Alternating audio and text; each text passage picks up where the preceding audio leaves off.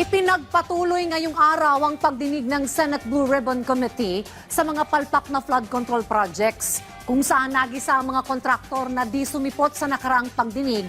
Kasama na rito si Sara Diskaya. Yan ang ulat ni Daniel Manalastas. Humarap ang kontrobersyal na kontraktor na si Sara Diskaya sa pagpapatuloy ng pagdinig ng Senate Blue Ribbon Committee hinggil sa umano'y anomalya sa flood control projects. Maingay ngayon ang pangalan ni Diskaya dahil sa mga kumukwestiyon sa kanilang yaman. Kaya hindi pinalagpas ng mga senador na ungkatin kung paano gumanda ang kanilang buhay. Paliwanag ni Diskaya, nasa 23 years na silang nasa construction business.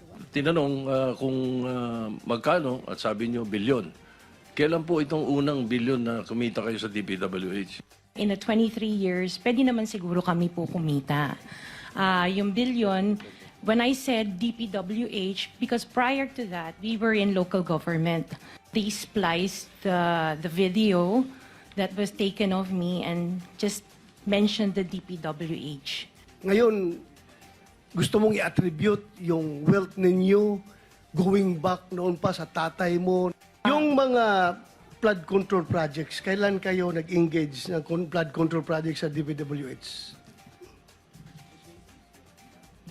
Siguro mga 2016 onwards. Pati mga luxury cars na pagmamayari umano nila Diskaya, hindi rin pinalagpas ng mga senador. Ang balita ko, dun sa interview mo, binili mo yung isang Rolls Royce dahil nagandahan ka sa payong. Ilan yan? 20 ka mo? 28? 28, opo. Sino dealer? Dito, local? Local dealer o sa abroad? Freebell Enterprises, tsaka yung isa Auto Art. You bought that from the taxpayers' money? No po. Huwag na tayo maglokohan dito. Lumabas din sa pagdinig na nasa 400 ang proyektong nasungkit ni Diskaya sa DPWH mula 2022 hanggang 2025. Yung bulk ng mga projects na award sa ng DPWH, mostly sa Metro Manila. Hindi po, sa probinsya po. Sa iba-ibang lugar. May Ghost Project, Wala po. sigurado ka? Opo, Kaya definitely. ka dahil pag meron kami madiscover na may Ghost Project, pakukulong kita rito. Minimum totoo. Madami po kaming sinasabi. I really don't have the figures right now, You know, but I if you can... come here, you have to come here prepared. Dumalo rin ang dating DPWH District Engineer ng Bulacan na si Henry Alcantara.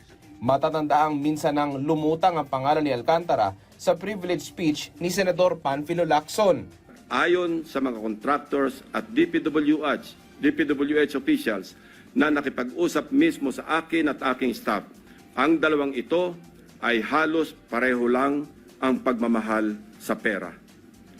Napabalita pa nga kamakailan na ang isa sa kanila ay nakakapagpatalo ng daang milyon sa isang kasino dito sa Metro Manila.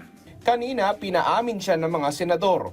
At 2 p.m. daw, Mr. Chair, umaalis na po sila. Ito po, confirm nyo kung totoo hindi. 10 a.m. to 2 p.m., 2 p.m. diretso na raw kayo at nagkakasino. Ako po, maabot po ako ng 5 o'clock, Your Honor. 4 o'clock, 4:30 po.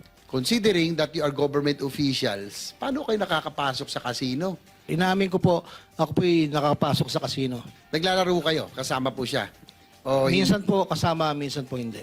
Naungkat din sa pagdinig ang mga umano'y ghost projects o mga proyektong guni-guni at ang napuntirya ay ang Wawaw Builders nang questionin na ang umano'y ghost projects sa Bulacan.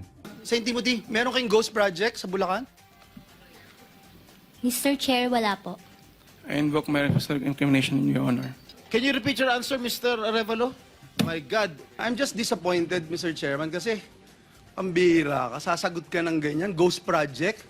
Parang tinatanong ka kung tao ka, hindi mo alam kung tao ka. Dumalo naman ang nagbitiw na DPWH Secretary Manuel Bonoan pero hindi na siya masyadong inusisa pa ng mga senador. Inaasahang may kasunod pa ang pagdinig na ito. Daniel Manalastas para sa Pambansang TV sa Bagong Pilipinas.